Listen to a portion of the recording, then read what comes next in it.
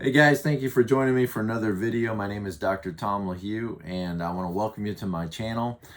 We talk about all kinds of things related to the Enneagram, and today we're going to be talking about some blind spots for type 5s. And before we get into that, in the description below is a link to my website, tomlahue.com. And I do coaching appointments. You can schedule them there. Also, thank you to my patrons. The link there is in the description for my Patreon account. I really appreciate your guys' support and investing in this channel like this. I just want to thank you guys for joining me for this video. And today, let's get into this discussion on blind spots for type 5. And I'm going to go through a list that is in Beatrice Chestnut's book on leadership. Her work is really good. I highly recommend it. But let's start with 5s. Of course, you know, 5s are a thinking type, and they sit right there next to the feeling type. They have access to that 4-wing and to a 6-wing. 5s tend to live in their heads. They tend to think their feelings, and they have an amazing ability to remember and to collect data and to remember data. Their sin is greed, and if you think about the positive side of that, of attaining things and then withholding them and storing them. Now we tend to think of the negative side of that, of like they tend to retain their energy and not want to expend their energy on things like investing in relationships to a great detail, and also sharing their words, their praise, their admiration. They may withhold, they may seem a little stingy with those kinds of things, and they may actually look like greedy people at times. I mean, they may be very stingy. They tend to limit their needs and their resources as a way of adapting and protecting themselves. All these types, you know, are self-protective for broken people living in a broken world. And so 5s tend to say, well, if I just limit what I need and I don't need very much, then I'll be okay. I don't need a lot of attention. I don't need a lot of relationships. I don't need a lot of connections. And they seek to go through life with very limited needs. Of course, if you're going to limit your needs, then what you do possess becomes extremely important. The energy you have, the time you have, the space that you have. So 5s may tend to be a little bit over-focused on maintaining their space and protecting their boundaries. So what are some of the blind spots to 5s? Well, let's look at the list here. Engagement with emotions, number 1, and the value of emotions generally. And of course, you know, you might think, well, this is one of the reasons why a 5 needs a 4-wing, because 5s may be a little bit cut off or detached from their emotional.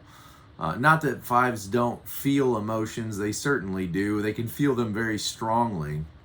But I think what is being spoken to here is 5s have a tendency, maybe if they thought about it, to think their emotions rather than to feel their emotions. If you ask a 5, you know, how do you feel about that?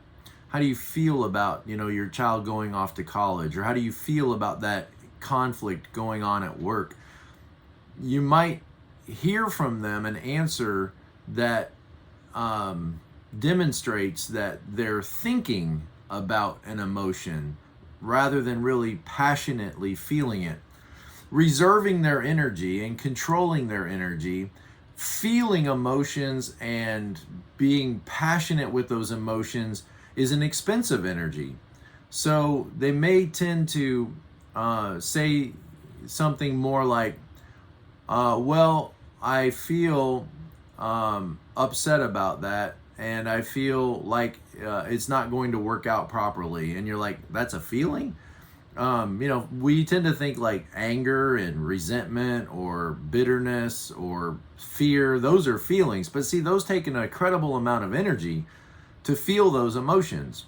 And so 5s may rather think about their emotions and think about their response rather than to expend energy on feeling emotions. Again, not that 5s don't feel emotions, but they may tend to relate to them more as thoughts than as emotional energy.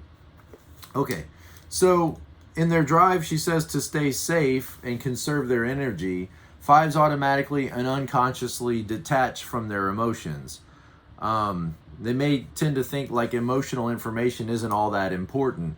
You know, if you were in the middle of a conflict, fives can be very level-headed in sorting out that conflict because they don't factor in all the emotional stuff as importantly as some other types.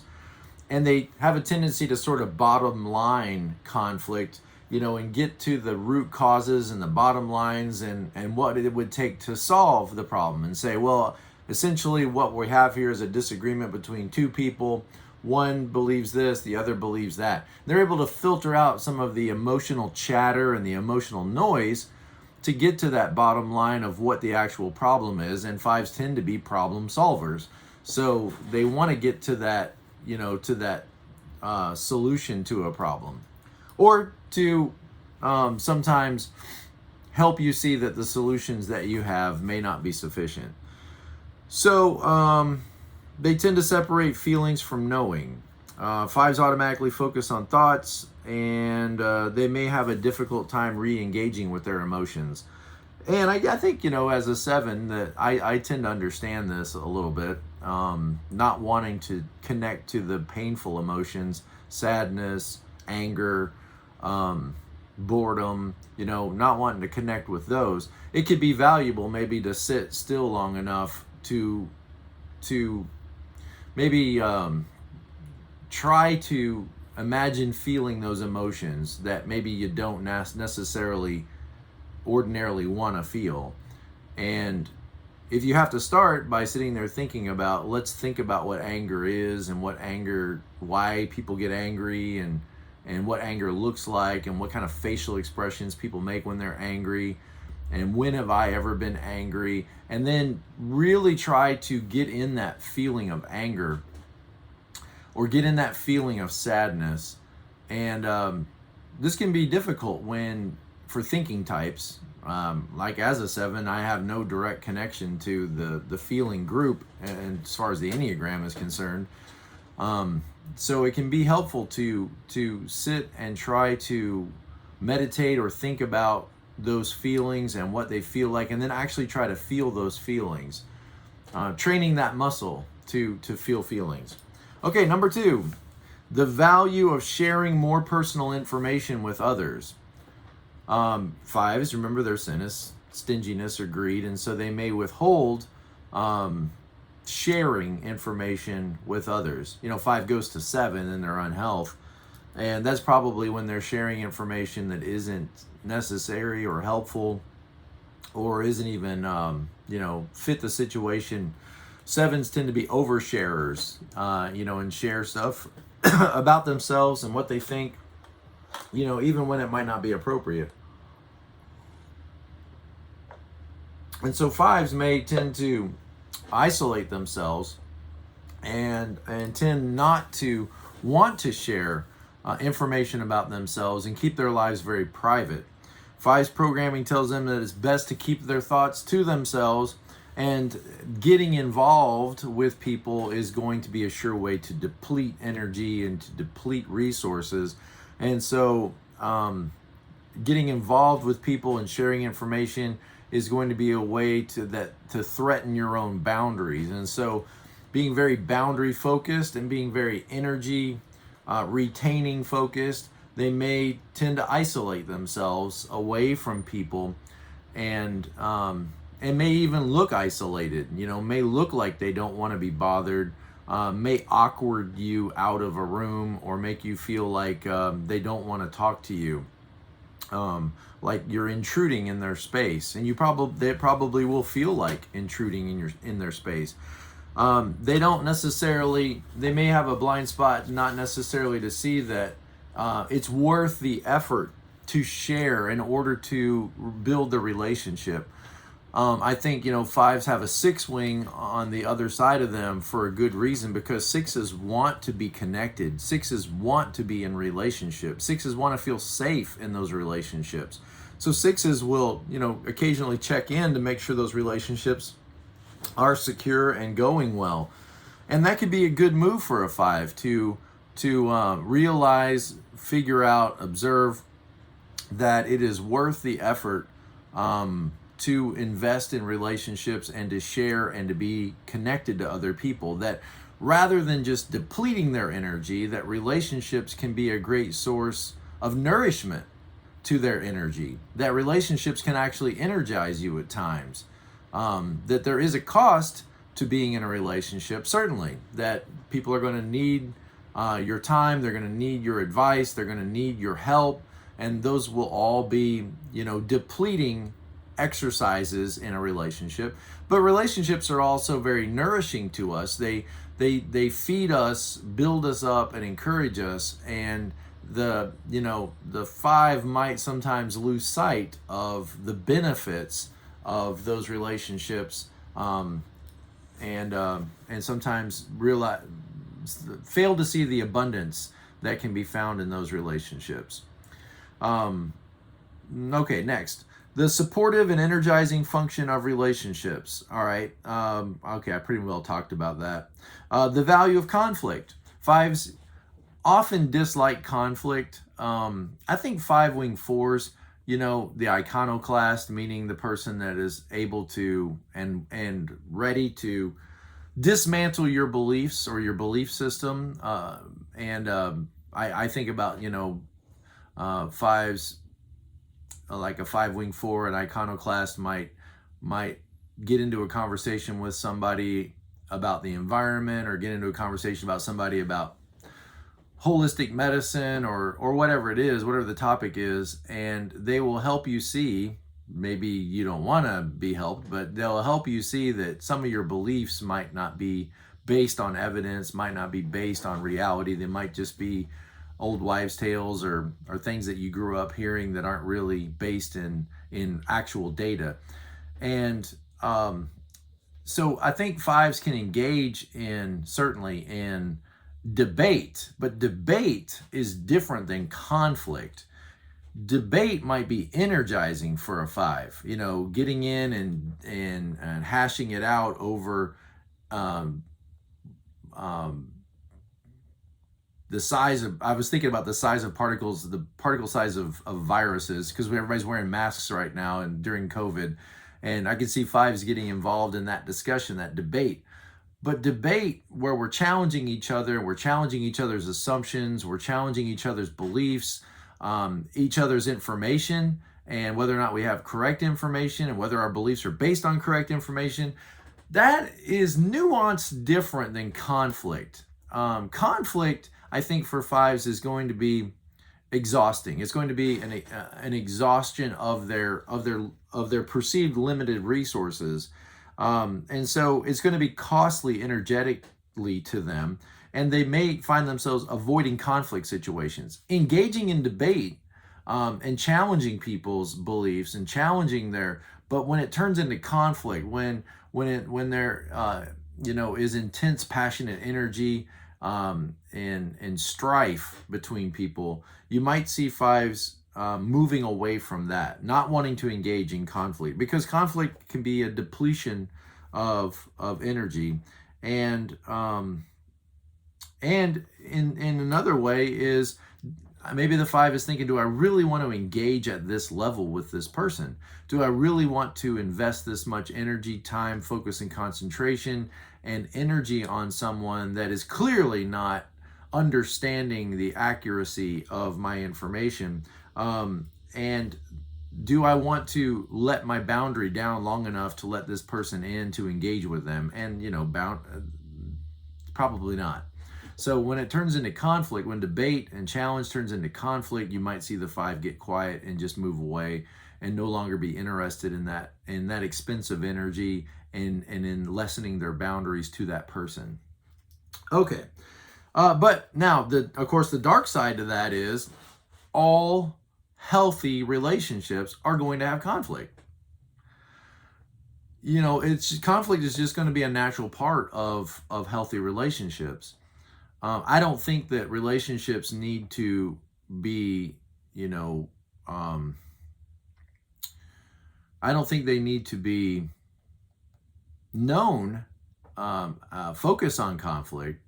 But I just think when you have two people that care about each other, they're two separate people, and they're going to have differences of opinions about how things ought to be done, how things ought to be solved, how things ought to be taken care of. And those differences of opinion are going to lead to negotiating, and that's going to lead to problems and problem solving and negotiating. When it gets personal, though, is when it's no longer useful. When we start attacking each other, making selfish demands, getting angry with one another, we lose that focus on problem solving, and now we're just attacking and defending one another, and it probably should be avoided at that point. But healthy relationships are going to have healthy conflict. If you try to avoid conflict, no matter what, you're apt to live in conflict and have conflict all the time. And your conflict will go from being between people to being just in your own head. You'll have internal conflict. So healthy relationships are going to have some level of conflict, disagreements, disappointments, frustrations. And if you avoid conflict, even because you're a 5, even just because you don't want to deplete your resources and you don't want to engage in stupid, if you feel like the other person's being stupid and you don't want to engage your energy and focus on that, then your relationships may suffer, because relationships are always going to have some kind of rubbing up against one another. We just are. And so all conflict can't be avoided, of course. Okay, and the last one that I have here in the notes is their own wealth of emotional strength, power, and abundant energy. So 5s might be blind to their own wealth of emotional strength because I think they don't let their emotions drive them. And they don't just follow their gut, their intuition, what feels right to them at the time. They tend to be more thinking head based. And I think that's, pause for a second here. I think that's something to talk about is, the 4-wing is so needed for a 5 because 5s could make decisions based on the data alone, based on the research, the science, the studies. And although all of that information is good and very valuable, and certainly our decisions should be informed by the data, at the end of the day, there is also value in just what do you want? What makes sense to you? What does your intuition say? What seems right to you? And that is harder to quantify, that subjective information. That's very 4 type stuff. And I think that can color the 5 to help them broaden out their tools that they use to make decisions. I think, for example, going onto a car lot and buying a car, in your 5ness, you may look at the consumer reports and pick your next vehicle based on all of the studies, research, impact, collision, all of that, and say, well, obviously, grading all of these aspects, the most logical choice for safest, most economical, most space for the money, the best choice might be, and then you end up pointing at the most ugly car in the world. Yeah, it's safe. Yeah, it's reliable. Yeah, there's great economic value in it. But do you really want to be driving that turd, around town, looking like, driving around in this ugly, and then, oh yeah, well, in the best color of car for being spotted and least likely to be in an accident, is maybe some bright lemon yellow. And so if you were to base your decision making on just the stats, you might end up driving around town in, a giant yellow banana ugly monster of a car that meets all of the right criteria in terms of safety and economy, but do you want to be driving that? And that 4-wing would tell you, what do you like? Just ask yourself that simple question. What feels like an extension of you? What do you see yourself driving around and enjoying? And that may not be related at all to the statistical evidence. So that 4-wing, I think, could help the 5 be a little less completely objective and bring in a little subjective truth. If you For example, like that new Bronco, which looks amazing. What an awesome looking truck, you know. If you like that Bronco, not that you have to go buy what you like, but it should certainly inform the style, at least, of what kind of car you want to end up with. So, and then of course the sixth wing is telling you, you know, ask grandma what she thinks, ask your family what they like, ask other people, you know, that drive the kind of car you're looking at, what do they feel about it? What does the average person say about this vehicle you're about to buy? So those wings can be so helpful to all of us, to the five as well. Fives may tend to take refuge in their mental, you know, state, and they may fear that getting engaged in life and challenging others and moving to 8, that's really going to deplete them of their energy, and they may not see themselves as being able to step in and have a lot of energy and move the situation forward, or make a big difference in this world. They may not see themselves as being that person. But what if you could? What if you could see yourself moving to 8 and challenging others and stepping in and making a difference and using your information and using your problem-solving abilities and your iconoclastic talents to step in and make a difference in this world. So those are some blind spots. I think another thing that sort of pops in my mind is, I think fives in their immaturity might at times be careless. I think they might at times be careless.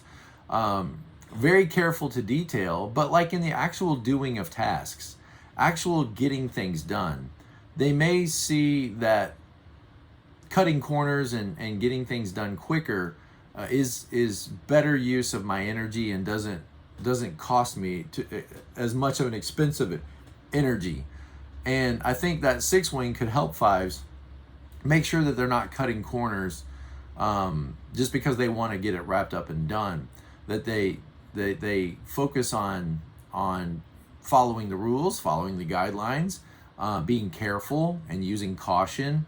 Not just, well, this job isn't important. And I'm not saying that fives aren't going to do a thorough job, because good grief, they're going to be thorough in things they care about.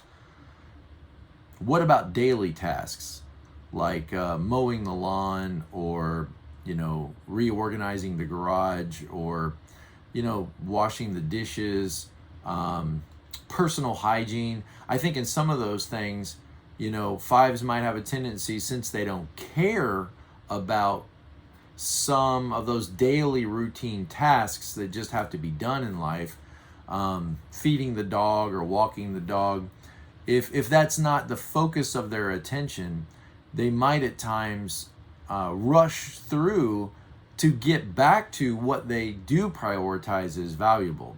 And I think the sixth wing could help them sort of slow down and make sure that they use care in getting the mundane things of life done in a timely and efficient and orderly and complete way. All right. Well, thank you guys. And as always, be present to life. Don't be so focused on the way things could be or ought to be or should be or how they could be better, that you disconnect from people. Don't be so reserved in your energy that you don't have time to deal with people as they are. People need you. They need you to care about them. They need you to care about their lives and to share your life and your insight and your knowledge with them. So as always, I'll see you guys next time. Thanks.